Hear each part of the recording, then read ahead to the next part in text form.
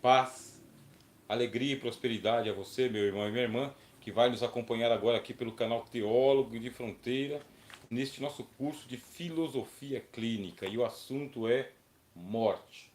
Estou utilizando este livro aqui, tá bem?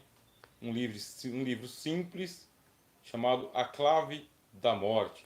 Já apresentamos o assunto na aula passada e agora nós vamos para o terceiro trimestre do curso de Filosofia Clínica. Qual que é a ideia da filosofia clínica? É pegar a pessoa que está envolvido com a sua existencialidade e tirar os carrapichos, deixar a vida um pouco mais leve, demitizar, demitologizar. Nós vamos aqui desmentir os mitos.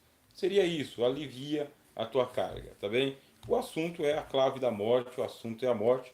Aqui existe uma frase do filme Peter Pan e do livro Peter Pan que diz o seguinte: morrer deve ser uma aventura tremenda. Frase de Peter Pan. Como assim morrer deve ser uma aventura tremenda? Lembre-se que lá na história o Peter Pan ele está vivendo na Terra do Nunca e na Terra do Nunca as crianças elas não amadurecem, não se tornam adultas, portanto não são passíveis do envelhecimento e da morte por envelhecimento. Quer dizer que é uma espécie de Terra do Nunca, uma ilha de imortalidade. E esse fenômeno é muito assim expressivo para nós. E por quê?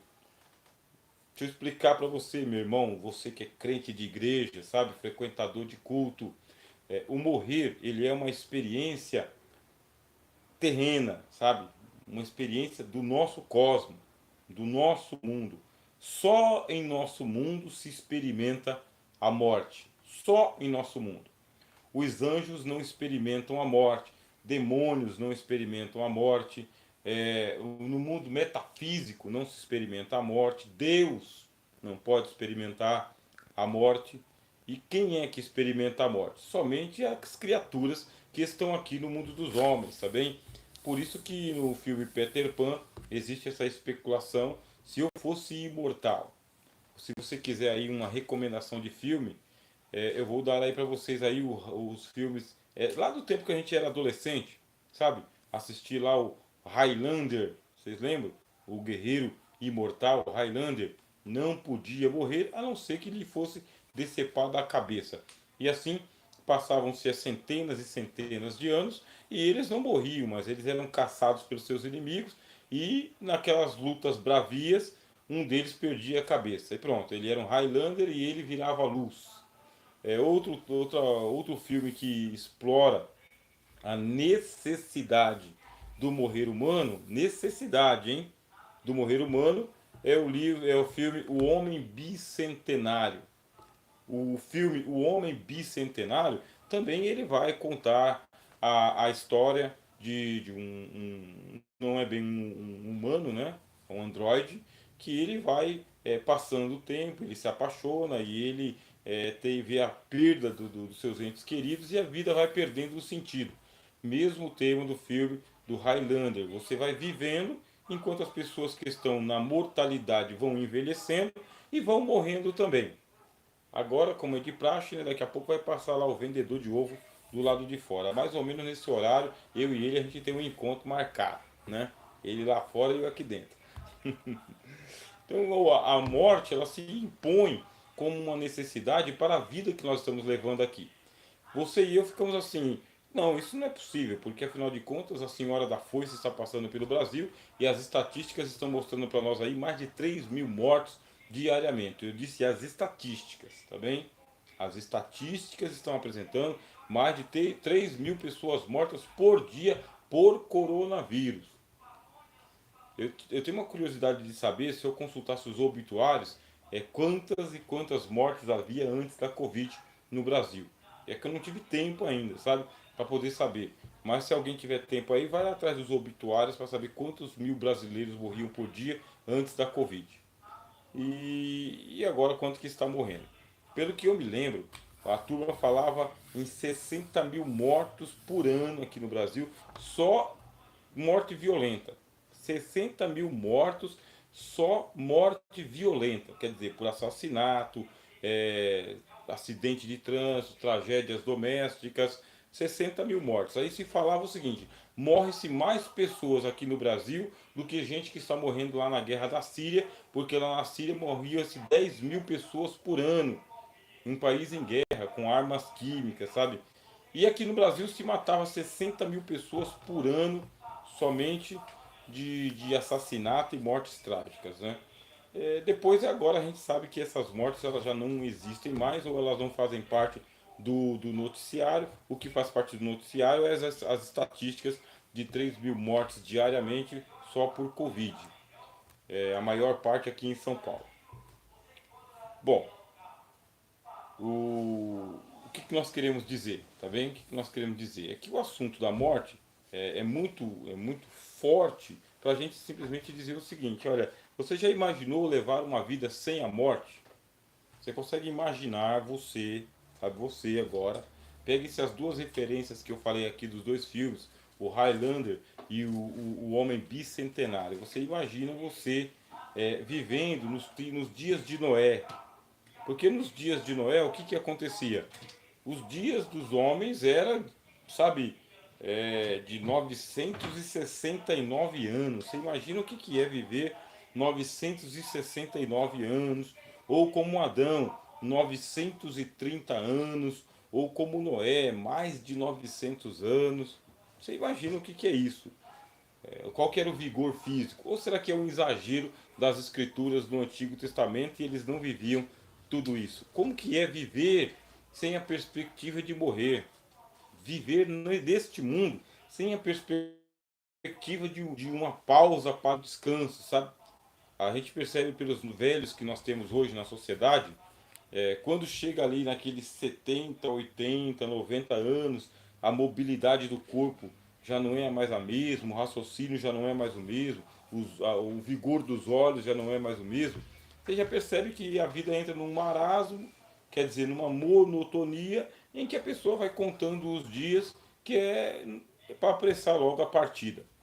Bem, na frase do Peter Pan, ele vai colocar aqui o seguinte: olha, morrer deve ser uma aventura tremenda, né? Deixa eu ver o que os irmãos andam falando aqui conosco no chat, né? Dando uma boa noite a todos vocês aqui para a gente dar prosseguimento à nossa aula. Giovanni Barros, né? Dando boa noite a todos. Nossa irmã Ana Lúcia, dando a paz, né? Uma boa noite. Aqui, Bíblia Maná do Céu, paz. Roberto Pires, graça e paz do Senhor Jesus. Ao professor Rogério e aos alunos do Instituto SERD. Nosso irmão Roberto Lani, a paz do Senhor a todos. Nosso irmão João Bosco, dando a graça, a paz, uma boa noite e um bom estudo. Aqui a Gabriele Oliveira, dando graça e a paz. E também a irmã Ana Lúcia, né? É o vendedor de ovo, né? Ele faz parte, professor. Ele é onipresente, né? Nice Cardoso, dando a paz a todos. Nosso irmão André, dando a graça e a paz a todos. E assim, todos se saudando mutuamente. Como assim a nossa irmã Vera também. Bom, graças a Deus. Quer dizer que nós estamos diante de um fenômeno, que é a fenomenalidade do morrer humano, tá bem?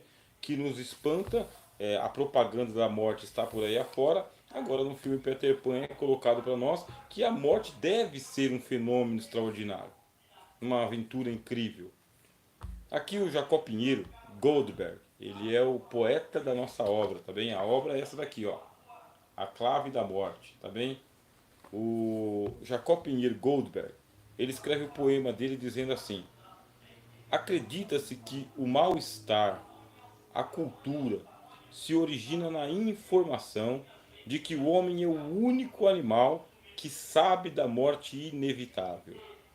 Engano. O homem é o único animal que sabe da eternidade, e o mal-estar se produz na incerteza, o estreito vagido entre o ir e vir. Para vocês verem de perto aqui o texto.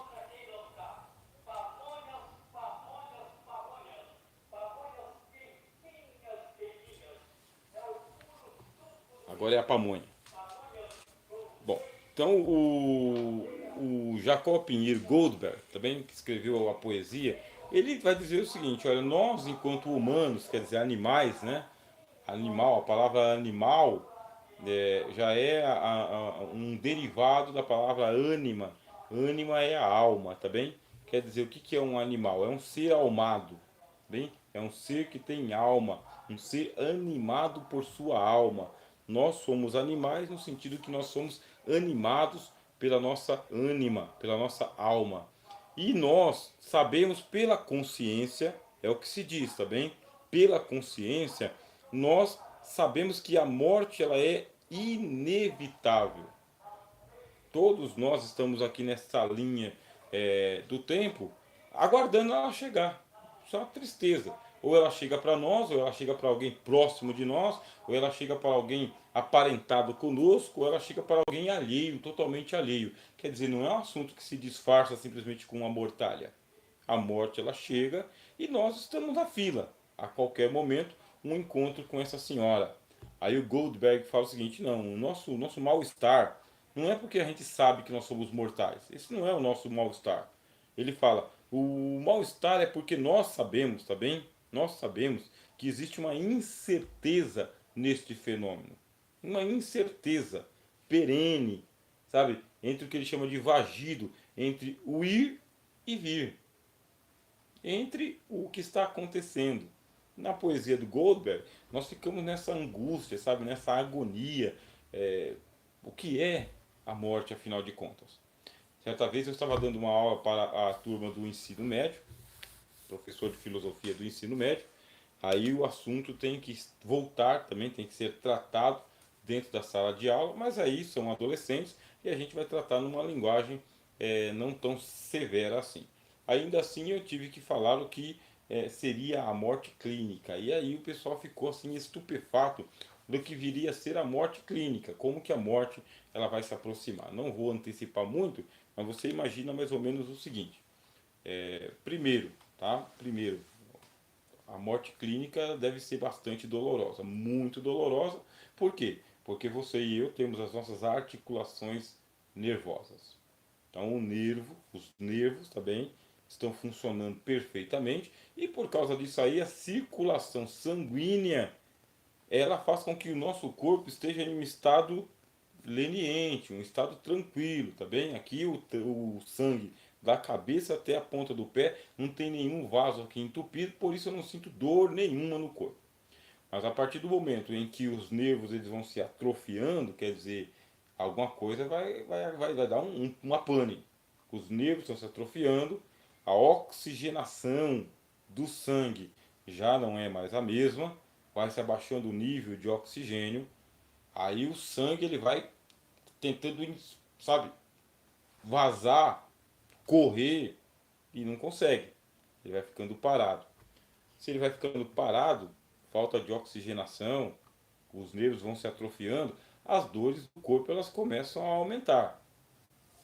Bom, não vou dar continuidade ao que vem a ser a morte clínica, mas você já possa imaginar o seguinte: não tem oxigenação na, na circulação sanguínea e não tem oxigenação no cérebro e não tem oxigenação no pulmão, mas a pessoa ainda está consciente, está ouvindo, está enxergando e só que está tendo ali a falência dos seus órgãos, órgãos que desde os órgãos vitais até os órgãos periféricos. Quer dizer, a morte é uma aventura tremenda, deve ser algo maravilhoso, é uma incerteza. Sendo uma incerteza, como que a gente vai se preparar para aquele momento? Sabe que a gente vai lá e a gente cuida do morto, né? A gente pega o corpo do morto e cuida dele. E aquele corpo que está ali estendido em um caixão à nossa frente, que vai suportar 12 horas de velório, ele já foi preparado para suportar as 12 horas. Tá? Uma equipe tomou conta, sabe? Desde o papiloscopista, o camarada que cuidou do corpo, sabe? Enviou para a funerária, quem vestiu, quem deu banho, quem passou ali os produtos químicos, quer dizer, aquele corpo está preparado para suportar as 12 horas, mas é isso? E o que antecedeu? E as preliminares? E o desenvolvimento? E o desenrolar? O que foi aquilo que aconteceu? Portanto, nós estamos aí na incerteza, tá bem? Uma incerteza diante do que vem a ser a morte. Agora, o texto, tá bem? Já é o texto de Oscar D'Ambrosio, que vai falar para a gente aqui discorrendo, ele começa sempre o texto citando a poesia. Depois ele começa com o texto dele, que eu pedi para vocês, que puderem comprarem e adquirirem esse livro aqui, e deixa ele lá, vai lendo ele aos poucos, tá bem? Bom, o tema da nossa aula de hoje, qual que é? O tema da nossa aula de hoje é a chave da morte. Bom, é a clave da morte, tá bem? Ó? Clave. Aí o Oscar ele vai explicar pra gente. Sinal que se coloca no início da pauta musical para determinar a altura dos sons e o nome das notas. A clave é como um farol, seguro guia para penetrar no desconhecido. Este livro não procura identificar as claves de Fá, Dó ou de Sol, mas sim conhecer melhor e desmistificar a morte, cientificamente definida como a cessação completa e irreversível da vida em um organismo. Quando a gente fala da chave da morte, quer dizer, qual que é a chave que está sendo utilizado nesse pentagrama? O que é o pentagrama? Para a turma da música está fácil, né? O pentagrama são aquelas 5 linhas e aqueles 4 espaços onde é escrita a notação musical. Aí vai se contando dó, ré, mi, fá, sol, lá, si, dó, e notas para cima e notas para baixo. E o que vai mudar a altura dessas notas aí é justamente a clave. Quando o livro é chamado de A Clave da Morte, ele quer dizer o quê? Que cada morte é uma morte. Nós temos aí uma conceituação genérica de o que é a morte. Genérica quer dizer aquela mais populista, aquela mais fácil de ser entendida, aquela mais fácil de ser explicada. Assim como eu pego aqui uma música qualquer e para mim todas as músicas elas estão aí na mesma clave, na mesma chave, só muda um pouco o estilo e os cantores.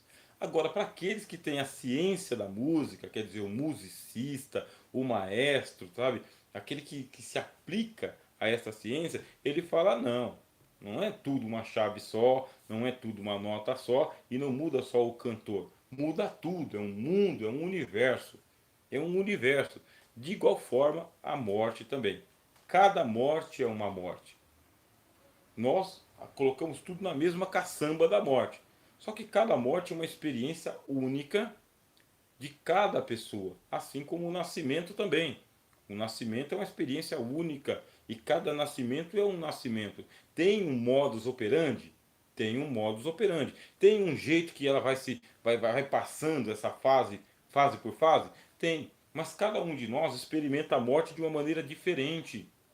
Cada um de nós experiencia a morte, ou espera pela morte, ou se prepara para a morte de uma maneira diferente. Você encontra o apóstolo Paulo, por exemplo, escrevendo a sua carta a Timóteo, ele fala o quê? Combati o bom combate. O que ele entende? De que ele é um soldado. Combati o bom combate, acabei a carreira, ele não espera sair da prisão e guardou a fé. Continua o mesmo crente que aceitou ou que teve encontro com Jesus lá no caminho de Damasco. Guardei a fé. Desde agora, a coroa da vida está me guardando, está me reservada nos céus. A coroa da vida, mas você vai para o cadafalso, vai estender o seu pescoço, o carrasco vai decepar a sua cabeça, o corpo para um lado, a cabeça para o outro. E aí, como assim coroa da vida? É o que o apóstolo Paulo fala sobre a morte dele.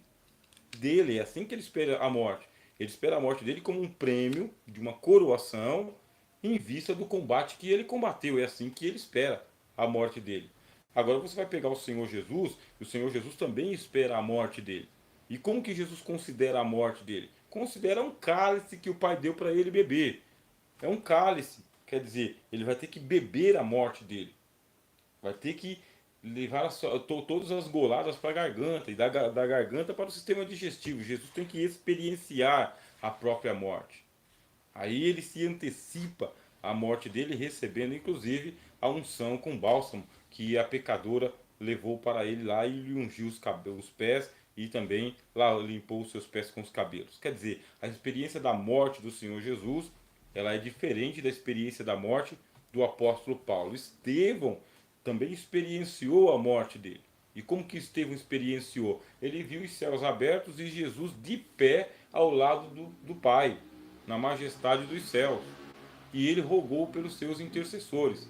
Os mártires, cada um experienciou a sua própria morte, mas o moribundo, meus irmãos, que está ali acamado no hospital, também experiencia a sua própria morte. E é um fenômeno pessoal, individual, existencial, intransferível e inalienável. Você não tem como passar sua morte para outra pessoa. A nota promissória está assinada no seu nome. É um encontro com a Senhora da Foice. E a dita cuja, quando chega o dia dela, ela vem. Nunca se atrasou. Só quem pode impedi-la é o Senhor dos vivos e dos mortos, que é o nosso Senhor Jesus. E por isso, quando o cientista, quando está ali percebendo, sabe, o fim da vida, quer dizer, as máquinas estão ligadas, a oxigenação, balão de oxigênio, está sendo monitorado, quer dizer, tem uma monitoração do, do, do, do sistema cardíaco. Aí tem o BIP, né, que fica lá dizendo, ó, isso aqui está oxigenado, isso aqui tem sinal vital, e o BIP. Até que está só os aparelhos funcionando. A pessoa já não está mais ali. Pois bem, ela não está ali, ela foi para onde? O que está acontecendo com ela?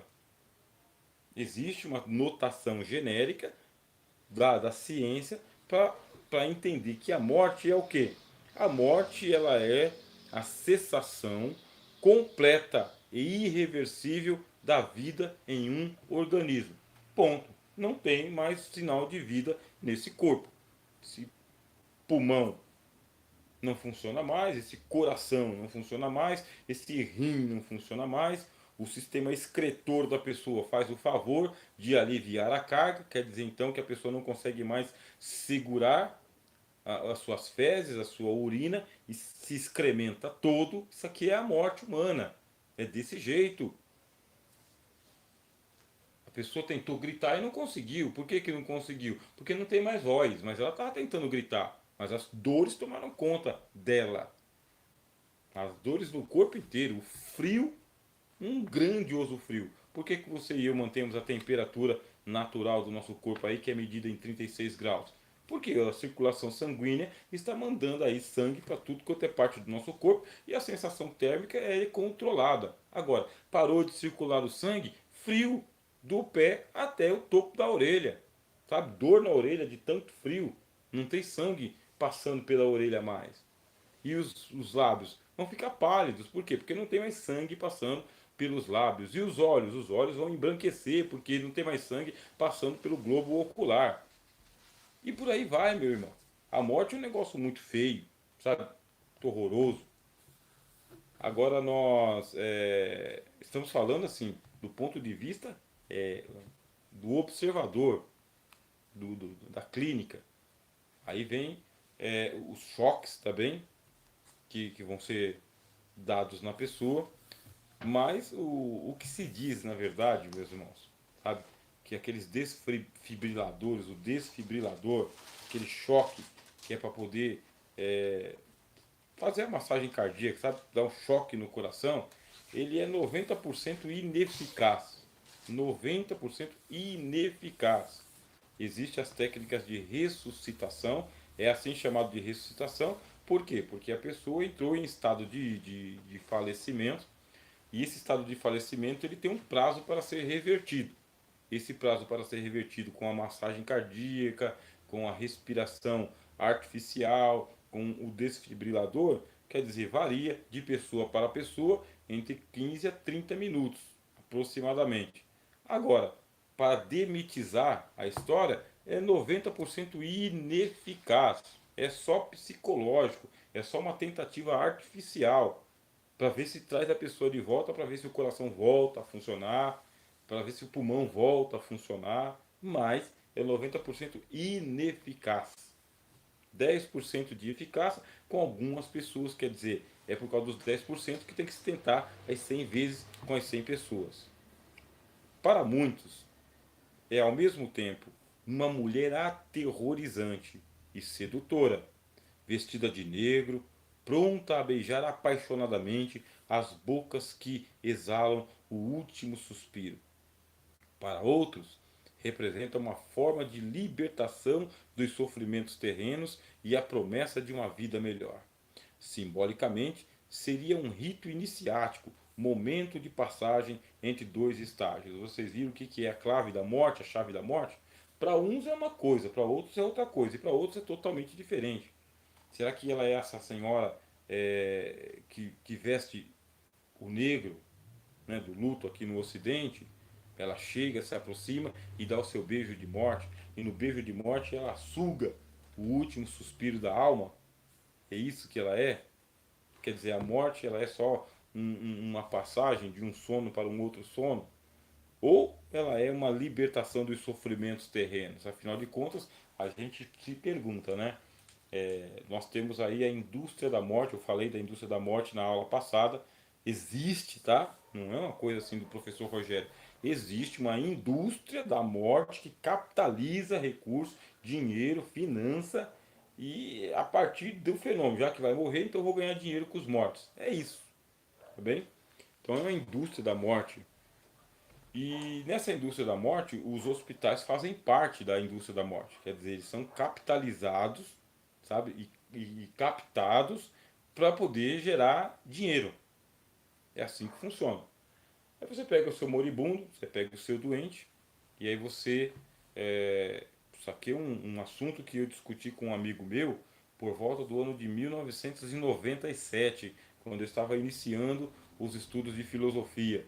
Aí lá em 1997 a gente estava discutindo sobre essa maldade que existe em nós, a maldade de nós pegarmos aquela pessoa com quem nós convivemos, né, uma vida, um pai, uma mãe, um parente, um filho, a esposa, o marido, de pega a pessoa que esteve conosco ali durante toda uma vida, aí ela adoeceu.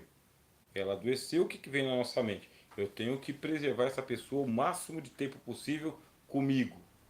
Como que eu faço para preservar? Pagar um médico particular, não tenho condições. Montar um laboratório clínico na minha casa, menos ainda. Comprar todas as medicações que a indústria da morte produz, através dos laboratórios que ganham muito dinheiro, não consigo também. Aí eu vou para a rede pública de saúde, bem? Aciono o SAMU ou pego um vizinho e hospital. Chega no hospital, entrada pela enfermaria, aí da enfermaria a pessoa vai subindo de quarto. Você já sabe que a pessoa vai subindo de quarto significa o quê? Está mais próximo do céu. Tá para ser despedido. Porque até o edifício, a arquitetura dos hospitais é um negócio assim emblemático para nós, sabe? A arquitetura. Na entrada que você vai ali, sabe, pela enfermaria, pela recepção, aonde que ficam os necrotérios? Vocês já viram onde ficam os necrotérios dos hospitais? Pois então, os necrotérios ficam geralmente no fundo do hospital e para baixo, aonde tem lá uma câmara gelada, né? Quer dizer, uma câmara resfriada. É um negócio para baixo mesmo, para enterrar o cabra. Só que a UTI? A UTI fica para cima, fica lá no topo. Até a arquitetura é para dizer o seguinte: isso aqui é um monumento de morte. Se é um monumento de morte, a gente vai ver o que a gente pode fazer aqui para dar paliativos, mas não tem muita chance não. Então o hospital deveria ser casa de saúde.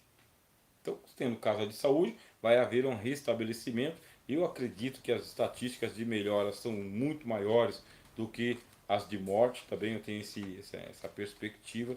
A gente não está aqui criminalizando, sabe, ou recriminando os hospitais, mas desde a arquitetura até a sua funcionalidade, é um povo preparado para o convívio com a última hora do moribundo. Você pega a pessoa que está convivendo a sua vida inteira e entrega na mão dos médicos, enfermeiros e enfermeiras. Você entrega lá na mão dessa turma. Aí vai ter as horas certas de você ir fazer as suas visitas, mas é um ambiente assim tão entediante, né? Tão de morte, que você não vê a hora de você ir fazer a visita, ficar ali e já sair, voltar para sua casa. E quando, infelizmente, a pessoa não volta para casa? Quando infelizmente a pessoa não volta para casa, ao invés de ela ter passado os seus últimos dias ao lado dos seus parentes, seus filhos, seus amigos, as pessoas visitando o moribundo para poder dar aí a ele ali as suas últimas palavras, seja de consolo ou de tristeza, não, isso não acontece. Isso não acontece. A pessoa está internada, está regrado, não pode ser visitado por todo mundo, está cercado de pessoas que ela desconhece, nunca viu aqueles enfermeiros e aqueles médicos na vida, não tem uma relação parental com eles, mas a pessoa vai morrer no meio de desconhecidos. No meio de desconhecidos, e isso não acontecia antigamente, quando os hospitais não estavam montados do jeito que estão montados hoje, tá bem? Antigamente a pessoa ela ficava adoentada e nesse adoentamento ela ficava na sua casa esperando a visita de algum doutor, algum médico, quando ele podia vir, se ele podia vir, e se não, morria ali perto do filho, da mãe. A morte estava naturalizada e os parentes, sabendo já que ele poderia morrer a qualquer momento, se aprontavam e iam na casa dele. Dava tempo dele se despedir da turma. Agora não dá mais tempo, ainda mais nesses chacais aí que criaram esse protocolo aí de morte da Covid, dizendo que não pode ter velório, não pode ter aglomeração, a pessoa ela entra ali pela enfermaria, você nunca mais vai ver ela, 2 semanas aproximadamente ali no máximo, sabe, entre o entubamento e o enterramento da pessoa, 5, 6 pessoas de longe, é um negócio muito macabro, sabe, o que está acontecendo. Por isso que eu falei sobre a indústria da morte. Então, a clave da morte significa o quê? Que a morte ela é um fenômeno pessoal, intransferível, inalienável e muito secreto também. Muito secreto. Cada um experiencia a sua própria morte. Bom, aqui nós temos a fala dos irmãos através do chat, tá bem? Eu vou conversando com vocês aqui. Nós temos bastante coisa aqui, né? Que os irmãos escreveram. Então, vamos lá, a última pessoa com quem eu conversei foi a nossa irmã Vera, não é verdade? Nossa irmã Vera dando a paz. Irmã Ana Lúcia, né? Viver aqui é não morrer, Deus nos livre. E não morrer, Deus nos livre, né? A maldade do homem não teria fim. Você imagina uma pessoa como o Caim vivendo para sempre. Né? Vivendo para sempre. Um cara como Nero vivendo até hoje, né? Imagina os maldosos tomando conta do mundo. Giovanni Barros, né? Pessoal, a aula tá parando ou é a minha internet, né? Ou não tá prestando? Ah, irmão Giovanni, a internet tá mesmo oscilante em muitos lugares, tá bem? Muitos lugares. É hora de trocar de operador, o pessoal está fazendo um boicote qualquer aí. É o maior sofrimento você ter um sinal que presta. Aqui também deu uma pausa, né? Agora tá normal. Leandro Alves, a paz a todos. Paz, João Leandro. Gabriele Oliveira, né? Nós temos medo da morte porque não sabemos de fato o que ela é. E é natural temer o que não se conhece. É o medo do desconhecido. Rosimeire, né? Dando a paz aos irmãos, a nossa irmã Ana, né? Isso quer dizer, o corpo está morrendo aos poucos. Eu vou falar para vocês aqui de um filósofo também, tá ali na minha estante, que é o filósofo Martin Heidegger, e eu vou falar bastante dele aqui ao longo do curso, nesse terceiro trimestre. O Martin Heidegger ele vai dizer para a gente o seguinte, sabe? O homem ele nasce morrendo. Aí ele desenha uma parábola, tá bem? Martin Heidegger fala que você é um ser para a morte. Isso aqui é a sua tragédia. Você é um ser para a morte. Então tem uma parábola, você nasce aqui da sementinha do papai e você germina e você se torna planta com frutos aqui no topo da parábola. E quando você está no melhor da vida, a parábola começa a descer, você começa a entrar numa decadência total até o dia que você volta à semente de novo. Quer dizer, é uma tragédia, né? Que se anuncia. Vamos lá. O corpo vai morrendo aos poucos. Gabriele, né? Quando o senhor fala que a experiência da morte é pessoal, está falando do estado de morte ou o meio pelo qual ela vem para cada um? Com a experiência da morte, ela é pessoal, porque você não tem como você experimentar a morte do seu pai, da sua mãe, do seu filho. Quer dizer, você só pode experimentar a sua morte. A morte do pai, da mãe e do filho não é a sua morte, é a dele. E é sim, sabe, uma maldade muito grande você privar a pessoa, tentar alienar a pessoa daquilo que é dele. Você sabe que existem pessoas que deixaram já assinado, tá bem? Que eles não querem passar por ressuscitação, está documentado. Não quero passar por ressuscitação.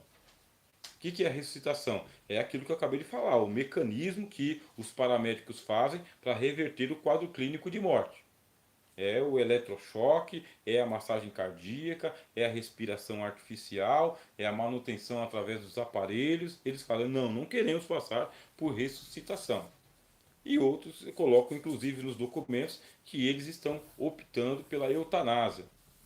Eles estão optando, escolhendo a eutanásia. Em que sentido que a eutanásia? Eu não quero viver sofrendo essas dores aqui excruciantes.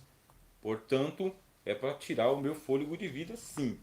E a eutanásia tem muitas maneiras de acontecerem, desde o simples desligar dos aparelhos, tá bem? É considerado uma espécie de eutanásia, até a letalidade de uma injeção. E nessa injeção a pessoa vai a óbito, tá bem? Ah, mas a eutanásia é cristão, não é cristão? Como que funciona? Nós estamos aqui num curso, meus irmãos, de filosofia clínica. Eu não quero entrar muito na questão ética, mas você pegar a pessoalidade, a pessoa, tá? A pessoa, ela escreveu de próprio punho enquanto ela podia. Eu não quero passar por ressuscitação. E a outra pessoa foi lá e escreveu o seguinte: olha, é para desligar os aparelhos. É para desligar os aparelhos. E outros mais ricos ainda disseram o seguinte: olha, eu estou pagando para você aplicar uma injeção letal. Se eu não me engano, né, minha esposa pode até me ajudar aqui, que nós assistimos o filme juntos. É, teve o filme aí, como Eu Era Antes de Te Conhecer. Acho que é esse o nome do filme, né? Então, como eu era antes de te conhecer. Aí o rapaz, ele era, sabe, do esporte, era rico, etc e tal, mas aí aconteceu lá um acidente qualquer e ele ficou paraplégico. E no final do filme, né, para quem quiser assistir aí, existe esse dilema se ele vai ou não continuar vivo, porque os pais querem que ele continue vivo. A enfermeira que se apaixona quer que ele continue vivo. E ele, que é o atleta, fala: mas eu era um atleta, agora eu sou um inválido, agora eu sou um paraplégico, um tetraplégico, agora eu dependo de tudo, de todo mundo para tudo. Os amigos querem que ele continue vivendo. E o dilema do filme é justamente esse aí: se ele vive ou se ele não vive. Quer dizer, a eutanásia é um direito do moribundo? É um direito da pessoa? Existe um direito ao suicídio? Eutanásia seria suicídio? A pessoa está com uma doença terminal e a doença terminal está tornando os últimos dias dela uma porcaria de vida. Os últimos dias dela estão um mar de sofrimentos. É muita gente envolvida com ela ali sem poder viver enquanto ela não morre. Aí, depois que ela morre, a vida volta à sua naturalidade. E o camarada que tem dinheiro pega e fala o seguinte: não é para me ressuscitar, não é para me manter vivos e ainda pode aplicar uma injeção de letal para o apagamento da consciência. Probleminha legal para a gente tratar aqui em filosofia clínica, né? Então é isso aí. Quando eu falo da experiência da morte pessoal, quer dizer que você não pode tirar da pessoa o direito existencial que ela tem de não querer viver mais. Ou, como assim você vai tirar isso daqui? É você fica prolongando um sofrimento dela, prolongando, prolongando, prolongando. E se não fossem os recursos artificiais, ela já tinha ido embora há muito tempo. Agora é lógico, tem um monte de gente aí que quer viver mesmo com dores, mesmo sofrendo, mesmo aprisionado, mesmo dentro de um inferno. A pessoa quer viver. Quer dizer, a gente não pode alienar a pessoa da vida também. Canal Ciência Bíblica, dando uma boa noite, a graça e a paz, né? Nosso irmão Gabriel aqui está dizendo: Jó diz que a morte nivela os homens. Nela há um rico, um pobre, servo, patrão. O que o Senhor diz sobre Jó? O que eu posso dizer sobre Jó, Gabriel? Gabriel é o seu nome mesmo? Gabriele Oliveira? Então, irmã Gabriele, o que a gente pode dizer sobre Jó? O próprio livro de Jó é uma tratativa sobre a temática que nós estamos aqui. Ele é um morto-vivo. Ele é um morto-vivo e ele, no capítulo 3 ele chama pela morte. Ele chama pela morte no capítulo 3, ele amaldiçoa o dia do nascimento dele e ele quer mesmo que essas coisas aconteçam. E por que que Deus está mantendo ele vivo? Por que que se concede esse alento de vida ao homem que está sofrendo tanto assim? E de fato, né, o Jó passa pela sua própria morte e no final Deus vai vir encontrar com Jó para restabelecer a sorte dele, mas você vê o sermão que Deus passa em Jó, mesmo diante de todo o sofrimento. Quer dizer que o sofrimento de Jó não justifica o seu palavrório. Ana Lúcia, né? Há tempo de nascer e há tempo de morrer. E a gente está preparado para ir na maternidade, mas esse negócio de ir no cemitério não é para muitos não. Nosso irmão Roberto, né? A aproximação da morte para o justo será para a grande maioria desses segundo o sucesso da sua missão ou ministério. Já para o ímpio ou para aquele que não tem parte com o Senhor Jesus, será desespero. Aí, irmão Roberto, o que a gente pensa? Essa aqui é a batidinha que a gente dá, sabe? Falando com amaduros, gente que está estudando filosofia clínica. Essa concepção é aquela batidinha que a gente vai dando, sabe? Aquela batidinha de martelo de ouro que a gente vai dando nos amassadinhos da nossa consciência, né? Dizendo o seguinte: olha, seja bonzinho, porque você sendo bonzinho, você vai para a casa de Deus. Agora, ruim do jeito que você está aí, você vai derrapar para o inferno. E é aquela batidinha com martelo de ouro que a gente vai dando no amassado do carro, porque o carro é muito precioso. Agora, se inverte a polaridade, se a gente pergunta, é isso mesmo? Né? O bonzinho vai para a casa do pai e o maldoso derrapa para os infernos? É isso que acontece? É isso que acontece sempre? É isso que acontece com todo mundo? Será que a morte do justo é melhor do que a morte do ímpio, mesmo? De verdade? Será que não é um doutrinamento religioso? Será que não é simplesmente uma insistência numa interpretação e em uma hermenêutica? Se você ler o livro de Eclesiastes, o livro de Eclesiastes fala que não tem vantagem nenhuma do justo sobre o injusto, porque assim como perece um, perece o outro, e não há garantia nenhuma de que o fôlego do justo sobe enquanto o fôlego do ímpio desce. Livro de Eclesiastes, que é outro livro da Bíblia, que fala também do assunto da garganta, sabe? Do nó da garganta. É isso mesmo. Você vai pegar aí as personagens históricas do mundo evangélico que estão morrendo, né? Você pega lá o Lázaro, o irmão Lázaro. Aí o irmão Lázaro, sabe? O irmão Lázaro morreu e foi para o céu. Por que que o irmão Lázaro morreu e foi para o céu? Porque ele cantou a música Eu Te Amo Tanto, Tanto, Tanto, Tanto, e emocionou muita gente. E dias antes ele profetizou que estava preparado para isso. E outras personas, sabe, do mundo dos bons, estão morrendo. Aliás, tem muita gente ruim que está ficando boa na hora da morte, sabe? Que está dando pena, que está dando dó. E nós estamos promovendo todo mundo a toque de caixa para o céu. Vai para o céu, vai para o céu, porque você morreu de coronavírus. É isso? É isso mesmo? Aí pega-se lá uma pessoa que nem o Major Olímpio, sabe? E o Major Olímpio, o cara é major. Major Olímpio. Envolvido com a política assim como o irmão Lázaro. Por que eu tenho que colocar o Major Olímpio do lado do irmão Lázaro? Por quê? Major. Sabe-se lá quantas almas ele dispensou para o outro lado, seja pela arma dele, seja pela caneta, seja pelos olhos que ele fechou diante ali de uma ação criminosa qualquer, ou justa qualquer, ou miliciana qualquer. Mas a gente está colocando todo mundo promovido, né? Promovido, promovido, promovido. É isso que nós estamos fazendo. Bate o carimbo. É isso que está acontecendo? Será que nós, do curso de Filosofia Clínica, pelo Instituto SERD, pelo canal Teólogo de Fronteira, a gente vai manter a batidinha do martelo de ouro, sabe? Martelinho de ouro. Fica tranquilo que a gente vai desamassar o seu carro. Vai ficar bonzinho. Ou a gente vai ousar, pelo menos para nós mesmos, a desconfiarmos de que talvez não seja bem assim, porque tinha um camarada lá que dizia o seguinte: olha, aqui é sinal de prosperidade. Qual que é o sinal de prosperidade segundo os judeus? Prosperidade. Ele tem celeiros menores e a plantação foi Deus, meu irmão. Foi Deus.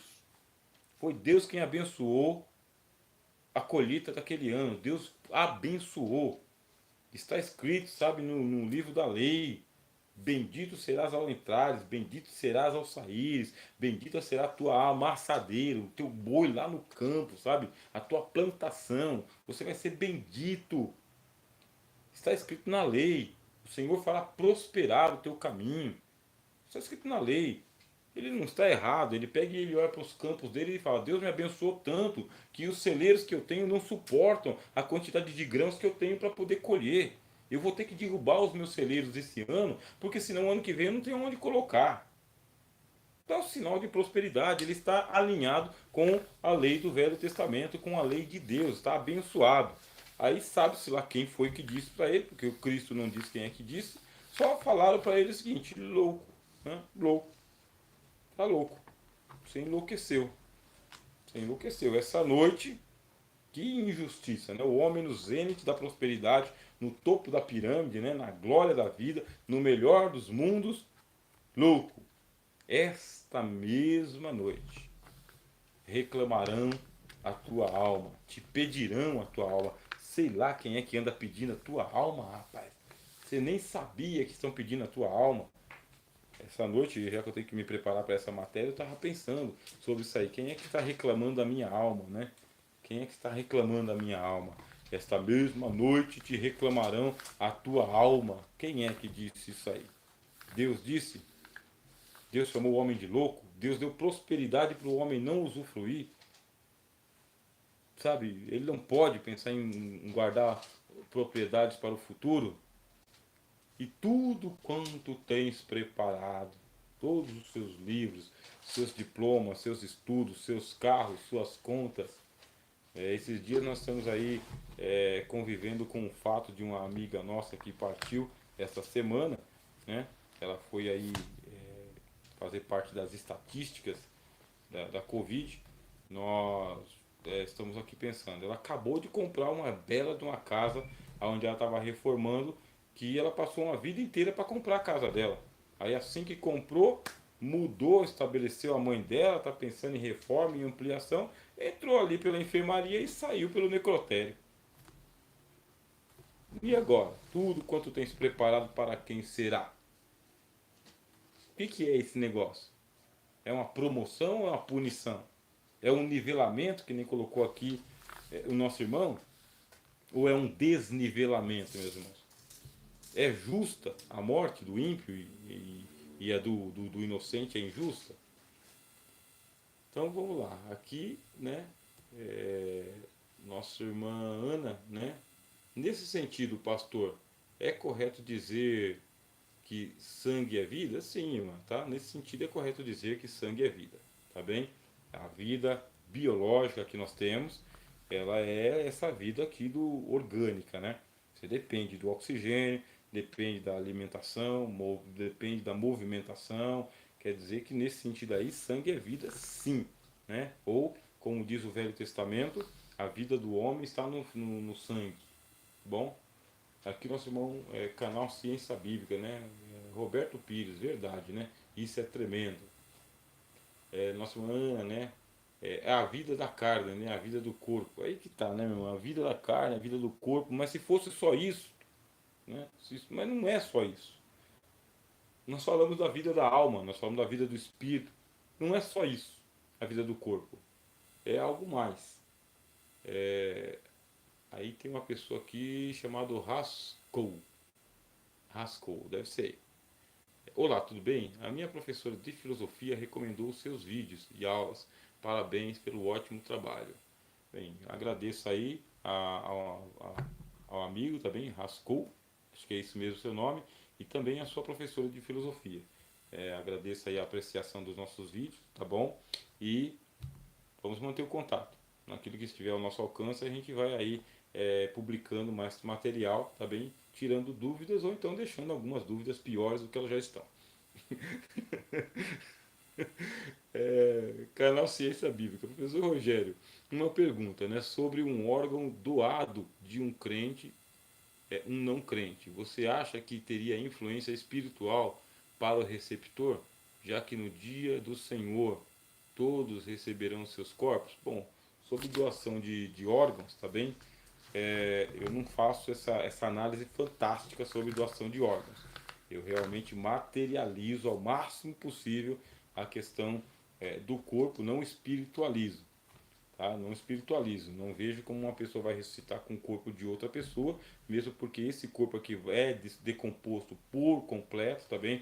Não vai ficar nada, não vai ficar nada, nem cabelo, nem dente, nem nada. Isso aqui vai ser totalmente desintegrado, como diz o texto sagrado, do pó ao pó. No dia da ressurreição dos mortos, aí vai acontecer um milagre, tá bem? É um milagre a recomposição do corpo para se apresentar diante do juízo final, tá bem? aí é um milagre que não pertence à ordem da física, então não adianta a gente tentar esvaziar o mistério com leis da física. Por isso, se você é um crente doador de órgãos, eu não vejo problema nenhum, não vejo nenhum problema nem ético, nem espiritual e nem psicológico com isso daí, tá bem?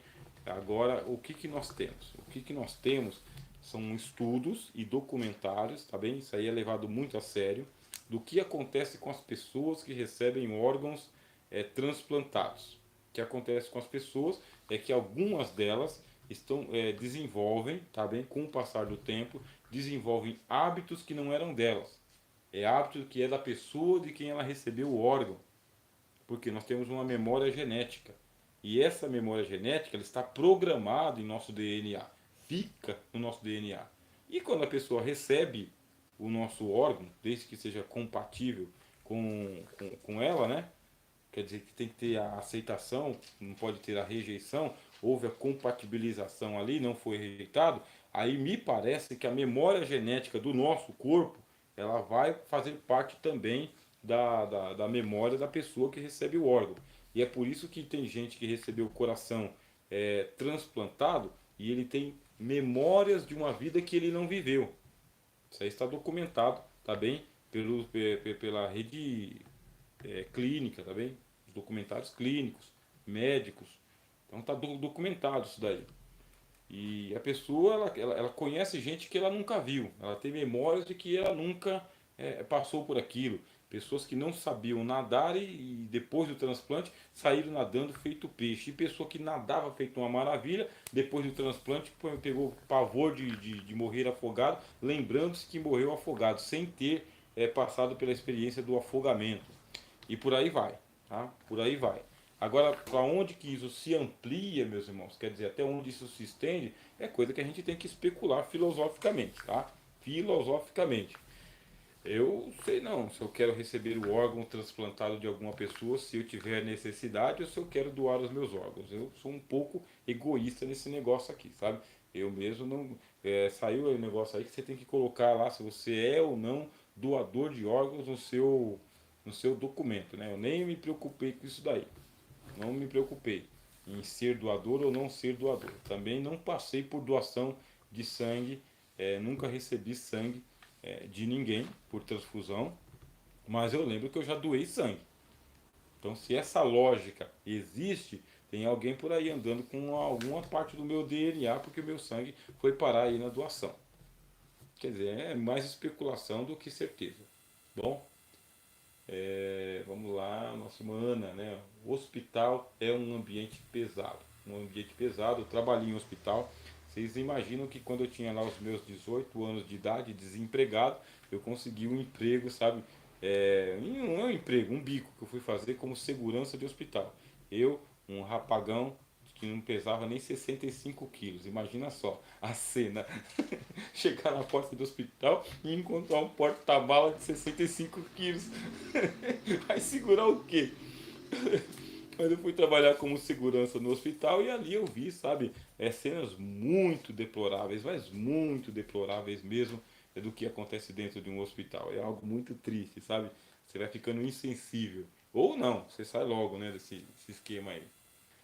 Nosso irmão Roberto, né? Canal Ciência Bíblica, né? Em se tratando de expectativas, as duas carreiras do justo e do ímpio irremediavelmente seguirão a sentença pós-queda do homem, mas será a redenção para a salvação a um só. Aí uma resposta entre os nossos dois irmãos.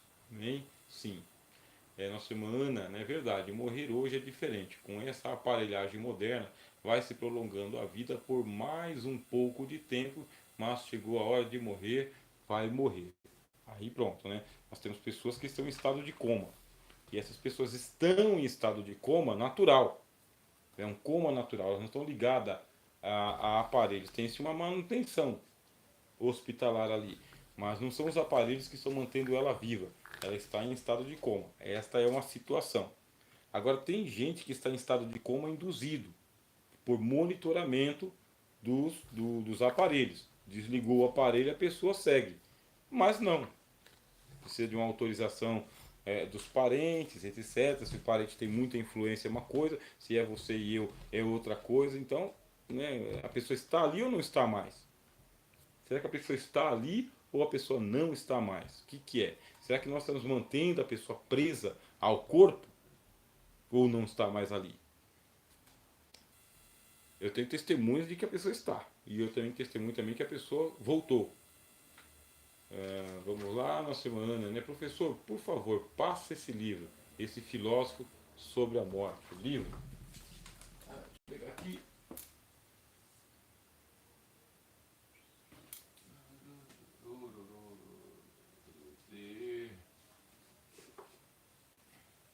Tá bem. Um livro que a irmã pediu, tá? A irmã vai ler esse livro aqui, ó. É o livro do Martin Heidegger, tá bem? Martin Heidegger. Bom, a irmã vai ter que ter paciência para ler, tá bem? As obras de Martin Heidegger. Aqui estão as anotações que eu fiz, né? Um monte de rabisco que eu fiz. Aí ele vai escrever a obra O Ser e o Tempo, tá bom? O Ser e o Tempo. E essa obra O Ser e o Tempo é sobre o morrer humano, tá bem? O homem é um ser para a morte. O Ser e o Tempo. Bom, estamos aqui indo para os instantes finais da nossa aula, tá bem? Giovanni, é pecado, pastor, a eutanásia? Se a eutanásia é pecado, né? Como eu disse, você está em estado terminal. Você está em estado terminal. Você está numa doença terminal. Câncer está acabando com você. Está destruindo você. Aí, morfina não funciona. Morfina, você está sentindo as dores ali. Quer dizer, você está sendo mantido vivo a custo de quê? Aí você está lá num ambiente de hospital. Estão mantendo você vivo, a pulso, sabe? Aí você passa por todo aquele processo. Tem pessoa que consegue reverter o quadro de câncer por um tempo, mas depois o câncer ele volta e ele volta para levar mesmo. E aí, como faz? Como faz? Fiz radioterapia, fiz quimioterapia. Tem gente aí que tem um problema que tem que passar por hemodiálise. Eu conheci uma pessoa que passou por hemodiálise 16 anos. Ele ficou 16 anos fazendo hemodiálise. Ele era literalmente uma caveira ambulante, sabe? Só tinha só pele e osso. Mas ele estava suportando. Ele que ia, ele que voltava, a perua levava, a perua trazia. A família não via a hora dele morrer, mas ele queria viver, sabe? E mesmo com os anos que ele passou fazendo a hemodiálise dele, era um homem de temperamento duro, sabe? Opinião firme, forte, intransigente, às vezes assim era bem duro ouvir o que ele tinha que dizer. Enfim, ele não ficou macio só porque ele estava sofrendo. Continuou tal qual ele era antes. Antes ele era um homem robusto.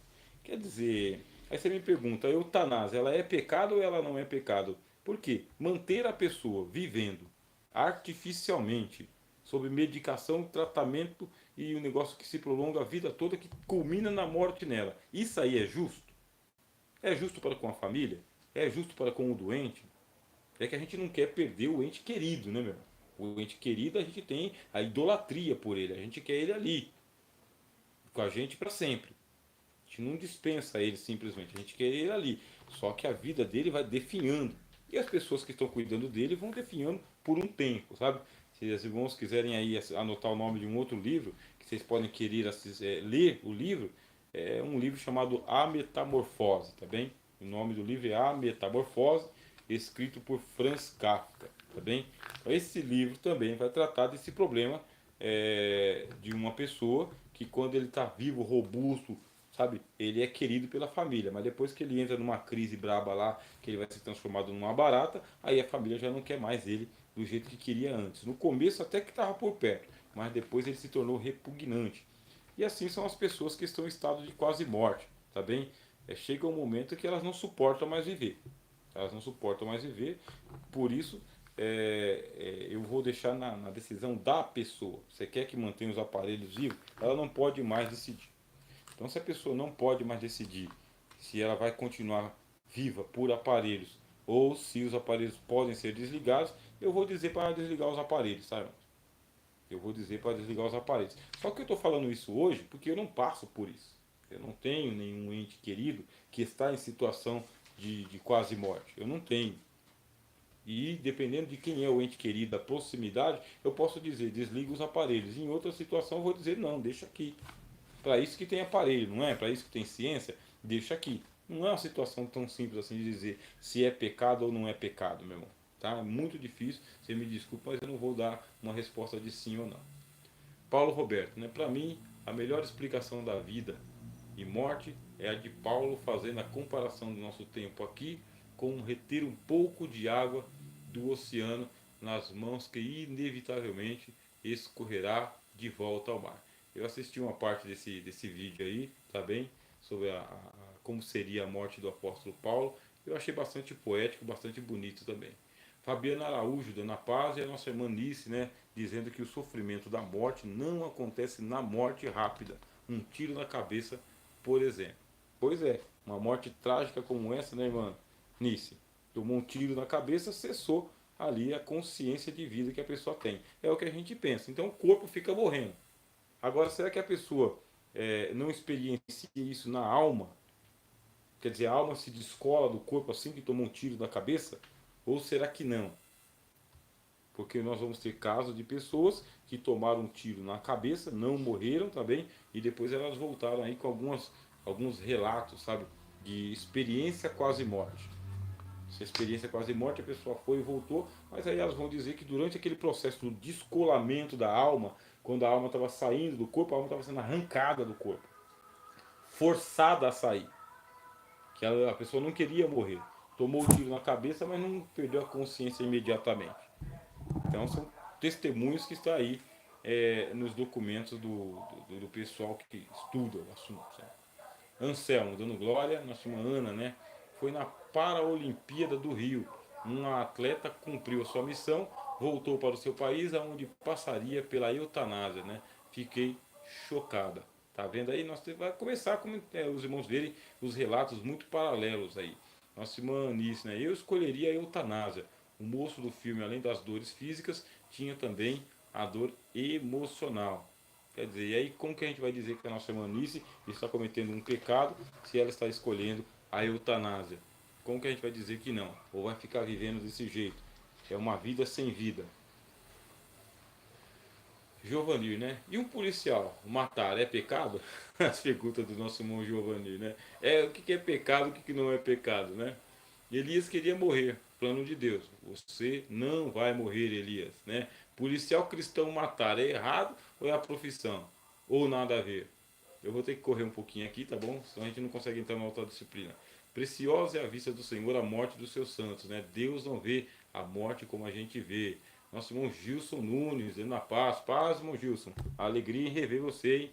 Deus te abençoe, meu irmão. Canal Ciência Bíblica, obrigado pela resposta. Realmente é uma situação misteriosa e transcendente às leis. Essas questões da morte e órgãos chega a ser sinistro também. Nosso irmão Paulo Ricardo, na paz do Senhor. Nosso irmão Roberto Pires, né? O professor Rogério, eu dou glórias a Deus por essa aula, vendo a avivada participação dos irmãos num assunto que não se esgota com poucas aulas, mas que nos estimula cada vez mais. Amém, meu irmão Roberto? Também estou feliz. Estou feliz aí pela presença e pela participação dos nossos irmãos e amigos, inclusive aí revendo pessoas com quem nós já andamos no Evangelho, né? O bom amigo está sempre próximo.